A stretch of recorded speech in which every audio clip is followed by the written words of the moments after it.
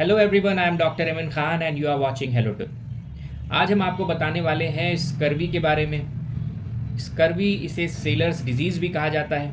क्यों इसे sellers disease कहते हैं, इसके पीछे की कहानी क्या है, आज हम इसके बारे में जानेंगे। देखिए, समय 19वीं शताब्दी की बात है, ये मिड 19 सेंचुरी की। उस टाइम पे कोलंबस ने अपनी जो ट्रांस अटलांटिक जो यात्रा है वो शुरू की थी, और उसी बीच में स्टीम इंजन भी आना शुरू हुए थे। लेकिन सबसे बड़ी जो दिक्कत उस बीच में आ रही थी वो थी स्कर्वी। उसने लगभग 2 मिलियन लोगों की जान ले ली थी। उस समय के जो गवर्नमेंट थी और जो नाविक जो कंपनी चलाती थी, उन्होंने ये मान लिया था कि अगर कोई बड़ी यात्रा पर जा रहे हैं जो भी नाविक हैं, तो उनमें से सिर्फ 50% लोग ही वापस आने वाले हैं। तो ये आंकड़े कहीं न कहीं बहुत ही विचलित करने वाले थे। किसी और चीज़ों से, ना तो किसी समुद्री तूफ़ान से, ना ही किसी अन्य बीमारी से, ना ही कोई ऐसी तबाही से इतनी ज़्यादा मौतें नहीं हुई थी जितनी मौतें उस समय पर स्कर्वी से हुई थी। तो आज हम जानते हैं कि स्कर्वी में ऐसा हुआ क्या था, क्या हुआ रहा होगा और क्या जनरली होता है। देखिए, स्कर्वी एक गंभीर बीमारी है। ये ज़्यादातर मालन्यूट्रिशन की वजह से होती है। एक चीज़ जानिए कि कुछ चीज़ें हमारी बॉडी में नहीं बनती है। उनमें से एक है विटामिन सी। विटामिन सी की एक सर्टेन अमाउंट हमारी बॉडी को चाहिए होती है। क्योंकि ये हमारी बॉडी में बनती नहीं है, इसलिए हमें बाहर से इसे लेना पड़ता है।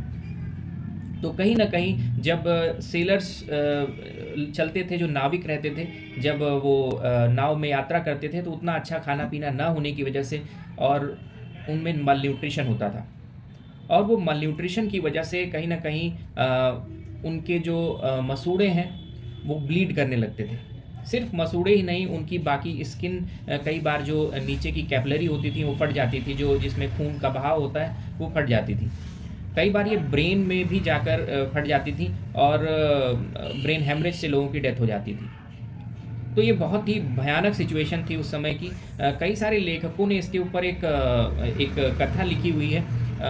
उसमें इतने भयानक स्थिति को इसमें दर्शाया गया है। उसमें एक ये था कि एक ऐसे ही सेलर थे, जिनको यही सेम सिचुएशन हुई, और उन्होंने अपने चाकू से अपनी ही जो अंग थे उनको काटते हुए चले गए, और यहाँ तक कि वो अपने मसूड़ों को भी अपने ही चाकू से काटते। ये तो एक उन्होंने अपनी एक पुस्तक में लिखा हुआ है। बाकी ऐसा क्या होता है विटामिन सी की कमी से, ये हम जानते हैं। देखिए, विटामिन सी जो है वो बहुत ही इम्पॉर्टेंट है हमारे लिए, क्योंकि ये कोलेजन बनाता है। कोलेजन जो कि प्राइमरी स्ट्रक्चर है प्रोटीन का। तो कहीं न कहीं क्या होता है, ये बहुत ही इम्पॉर्टेंट है आपकी ब्लड वेसल्स के लिए, जो आपकी नसें हैं उनके लिए, मसल्स के लिए, जो आपकी स्किन है उनके लिए, कार्टिलेज के लिए, जितने भी कनेक्टिव टिश्यूज़ हैं उनके लिए, यहाँ तक कि आपकी डिफेंस मैकेनिज़्म के लिए। तो जब विटामिन सी इतने सारे काम करता है, तो इसकी कमी कहीं न कहीं आपके शरीर में बहुत ही बुरा रिज़ल्ट लाने वाली है। तो ऐसा होता क्या है? देखिए, अगर सपोज़ करिए कि इसकी कमी हुई, तो क्या होता है कि ये कोलेजन कहीं न कहीं डिस्टर्ब हो जाते हैं और आपकी ब्लड वेसल रप्चर करने लगती है। ब्लड वेसल रप्चर होने की वजह से कई बार क्या होता है कि जो भी इससे ग्रसित हैं, उनके जो स्किन के नीचे स्पॉट्स पड़ने लगते हैं। कई बार ये सिचुएशन इतनी क्रिटिकल हो जाती है कि ब्रेन में कई बार जो है, अगर नसें फट गईं तो वहाँ पर हेमरेज हो जाता है और लोगों की मौत हो जाती है। मुँह से इसका रिलेशन ये है कि जो आपके मसूड़े होंगे वो बहुत ही फूले-फूले से हो जाते हैं और वहाँ से भयानक ब्लीडिंग होती है। कभी-कभी ब्लीडिंग इतनी सीवियर होती है कि जो भी पेशेंट रहते थे उनको अपनी जान तक गँवानी पड़ती थी। और इससे यही नहीं, इससे पूरे दाँत की लूज़निंग हो जाती है, पूरे दाँत गिर जाते हैं। तो सोचिए ये कितनी भयानक स्थिति होगी उस टाइम पे लोगों को, जहाँ पर लोगों को पता ही नहीं कि ये हो किस वजह से रहा है। और लोगों को उस टाइम पे कहीं न कहीं वो जितने सेलर्स थे, अगर उनको ये दिक्कत होती थी तो उन्हें नीचे जो नाव के कंपार्टमेंट्स होते थे उनमें ऐसे ही ढकेल दिया जाता था। और पूरी जो इसकी एक बुक है, मैं आपको इसका रेफ़रेंस दे दूँगा, उसे पढ़िएगा, आपके रोंगटे खड़े हो जाएँगे। तो कहीं न कहीं इससे होता ये है कि ब्लीडिंग शुरू हो जाती है, और ब्लीडिंग से ही मेनली डेथ होने शुरू हो जाती है, अगर आपको सही टाइम पर इसका ट्रीटमेंट नहीं दिया गया तो। ज़्यादातर देखिए कहाँ से ये मिलेगा विटामिन सी का, क्योंकि हमारी बॉडी में जब नहीं बन रहा तो कहीं तो मिलना है। तो मिलता कहाँ से है? ये ज़्यादातर सिट्रस फ्रूट से मिलता है। जितने भी सिट्रस चीज़ें हैं जैसे कि नींबू है, बहुत ही अच्छा अमाउंट विटामिन सी का होता है। आंवला बहुत ही रिच है विटामिन सी, और बाकी सारे भी इसमें न्यूट्रिएंट्स होते हैं। इसी के साथ साथ फलों में पाया जाता है, जैसे कि गुआवा, जितने भी सिट्रस फ्रूट हैं, ऑरेंज है या ये सब है, सब में पाया जाता है। तो कहीं न कहीं, और वेजिटेबल्स, जितने आपकी लीफ़ी वेजिटेबल्स हैं, ये सारे जो है ये बहुत ही रिच सोर्स हैं विटामिन सी के। और विटामिन सी आपकी बॉडी के लिए बहुत ही इम्पोर्टेंट है। उसके बाद आता है कि स्कर्वी क्या-क्या कर सकती थी?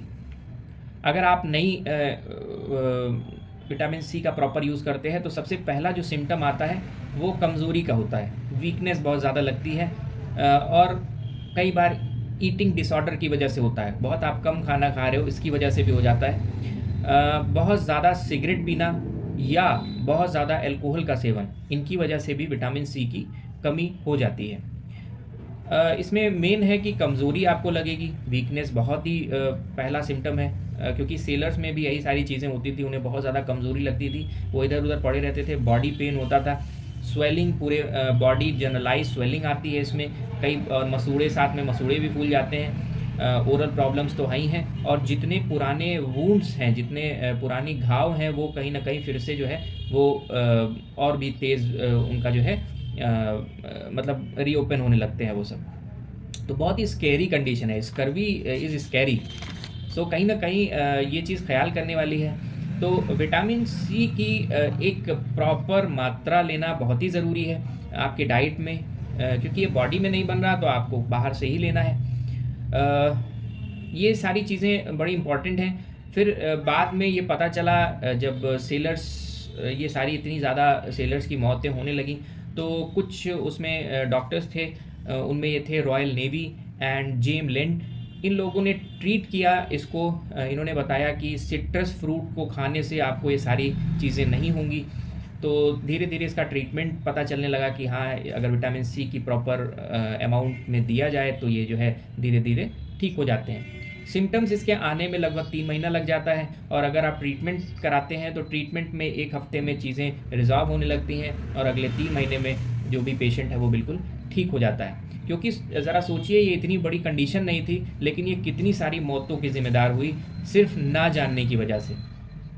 उम्मीद करता हूँ आपको ये वीडियो पसंद आई होगी। अगर ये वीडियो आपको पसंद आई है तो लाइक कीजिएगा, शेयर कीजिएगा, और सब्सक्राइब करना इस चैनल को ना भूलिएगा। मैं doctor Amin Khan, city dental care, Balaganj, Lucknow से।